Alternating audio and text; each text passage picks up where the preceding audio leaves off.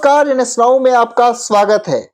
3 जनवरी 2025 को उत्तर प्रदेश सरकार ने शिक्षा मित्रों के स्थानांतरण समायोजन का शासनादेश जारी किया था, जिसके बाद काफी लंबे समय से शिक्षा मित्र इसकी राह देख रहे थे कि आखिर इसका कार्यान्वयन का आदेश कब जारी होगा।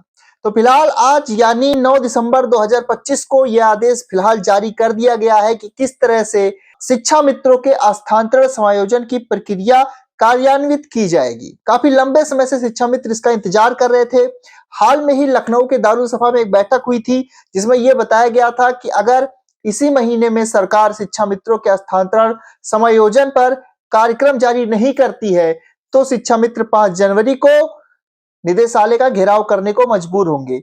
लेकिन उसी बैठक के 2-4 दिन के अंदर ही सरकार ने जो है वो कार्यक्रम का आदेश जो है वो जारी कर दिया है। किस तरह से कार्यवाही की जाएगी उसके बारे में शिक्षा मित्रों को बता दिया गया है। तो आपके स्क्रीन पर ये जो आदेश है वो दिख रहा है, आप देख लीजिए इस आदेश को, जिसमें तारीख आज की पड़ी हुई है 9 दिसंबर 2025 की। ये पूरा आदेश आपको हम बताएंगे क्या कुछ है, हर एक चीज आपको समझाएंगे। और आपसे एक और जानकारी देना चाहते हैं कि अगर आप भी इस आदेश को मूल रूप में डाउनलोड करना चाहते हैं तो हम डिस्क्रिप्शन बॉक्स में अपनी वेबसाइट nsnow.in का लिंक दे देंगे, जहां पर जाकर के आप इस मूल आदेश को डाउनलोड कर सकते हैं और एक एक चीज को अच्छे से आप समझ सकते हैं। तो आइए फिलहाल आपके स्क्रीन पर यह आदेश है और आपको बताते हैं इस आदेश में क्या है। आप देखिए, प्रेषक हैं अवधेश कुमार तिवारी, विशेष सचिव उत्तर प्रदेश शासन महानिदेशक महोदया को यह पत्र लिखा गया है और जिसमें कहा गया है कि शिक्षा मित्रों के स्थानांतरण समायोजन के संबंध में महोदया उपयुक्त विषयक अपने पत्र संख्या यहाँ पर दी हुई है, दिनांक 6/11/2025 का संदर्भ ग्रहण करने का कष्ट करें। यानी कि महानिदेशक ने एक पत्र लिखा था, उसी के संदर्भ में उत्तर प्रदेश शासन के विशेष सचिव द्वारा उसका ये जवाब दिया जा रहा है। और उस जवाब में क्या है आइए जानते हैं। उसमें लिखा आगे कि जिसके द्वारा शासनादेश दिनांक 3/1/2025 और 12/6/2025 के क्रियान्वयन हेतु निर्देश प्रदान करने का अनुरोध किया गया था।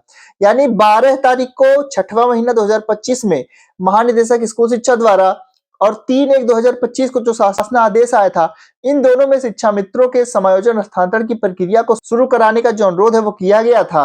और इसमें दूसरा पॉइंट ये है कि आपके उपयुक्त संदर्भित पत्र संख्या 6/11/2025 द्वारा उपलब्ध कराए गए प्रस्ताव के क्रम में शासन स्तर पर सम्यक विचारोपरांत शिक्षा मित्रों के स्थानांतरण समायोजन के संबंध में शासन द्वारा निर्गत शासनादेश दिनांक 3/1/2025 एवं दिनांक 12/6/2025 के क्रियान्वयन हेतु निम्नानुसार कार्रवाई की द्वारा अनुमति प्रदान की जाती है। यानी कि कार्रवाई की अनुमति जो है वो शासन द्वारा प्रदान कर दी गई है। 3 तारीख को शासनादेश आया और आज 9 दिसंबर को उस पर कार्रवाई के लिए जो अनुमति है वो सरकार द्वारा प्रदान कर दी गई है।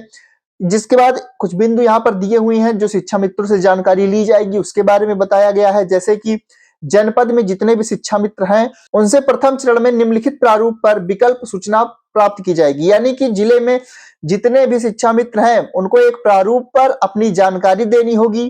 क्या क्या जानकारी सरकार उनसे लेगी उसके बारे में आइए आपको बता दें। तो शिक्षा मित्र का नाम ये यहाँ पर लिया जाएगा एक प्रारूप पर।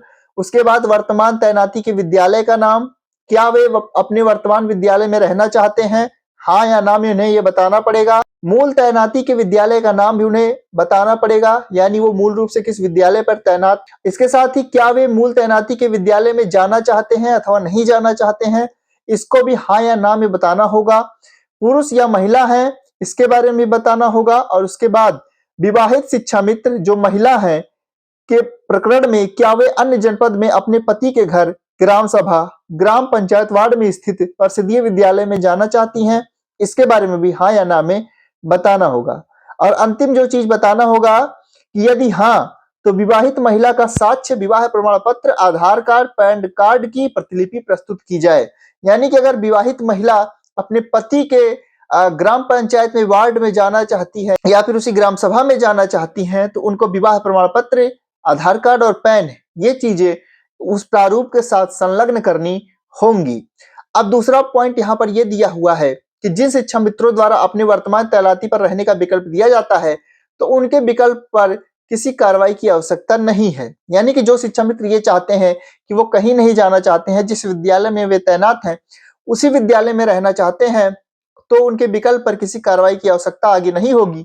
और तीसरा पॉइंट है कि जिन पुरुष अथवा अविवाहित महिला शिक्षा मित्रों द्वारा अपनी मूल तैनाती के विद्यालय में तैनाती हेतु विकल्प दिया जाता है, और यदि मूल तैनाती के जनपद के विद्यालय में शिक्षा मित्र के पद रिक्त है तो उनको अपनी मूल तैनाती के विद्यालय में तैनात किया जाएगा।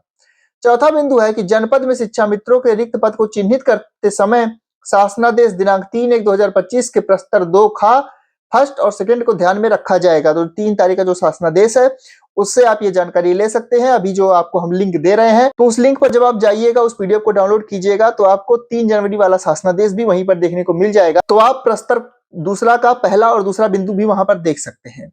उसके बाद यहाँ पर है, जिन पुरुष अथवा अविवाहित महिला शिक्षा मित्रों के प्रकरण में उनके मूल तैनाती वाले विद्यालय में उक्त आधार पर रिक्ति नहीं होती है तो उनको मूल विद्यालय के ग्राम सभा, ग्राम पंचायत वार्ड में संचालित किसी अन्य विद्यालय में रिक्ति होने पर तैनात किया जाएगा।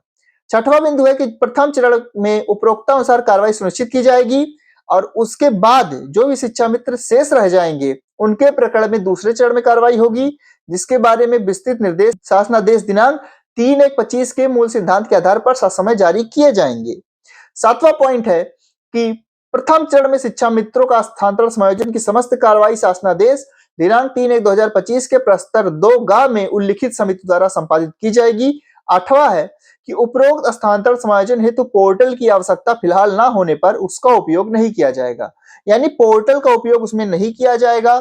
इसी प्रारूप पर डाटा मांगा जाएगा और उसी डाटा के अनुसार ही शिक्षा मित्रों के स्थानांतरण समायोजन की प्रक्रिया जो है वो संचालित की जाएगी। फिलहाल पोर्टल की आवश्यकता नहीं है, ऐसा इस पत्र में लिखा गया है। तो इसके बाद यहाँ पर लिखा हुआ है कि अतः इस संबंध में मुझे यह कहने का निर्देश हुआ है कि कृपया उपरोक्त निर्देशानुसार शिक्षा मित्रों के स्थानांतरण समायोजन के संबंध में अग्रतर आवश्यक कार्रवाई अविलंब सुनिश्चित कराने का कष्ट करें।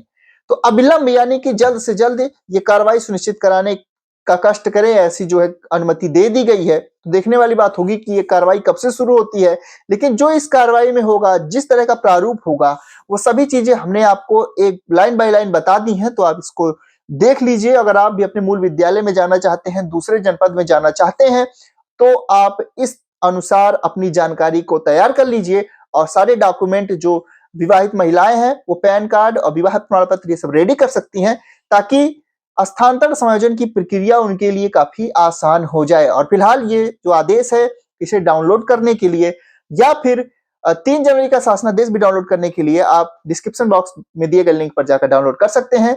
आपको ये जानकारी कैसी लगी आप कमेंट बॉक्स में जरूर बताएं। इस वीडियो को ज्यादा से ज्यादा शेयर करें।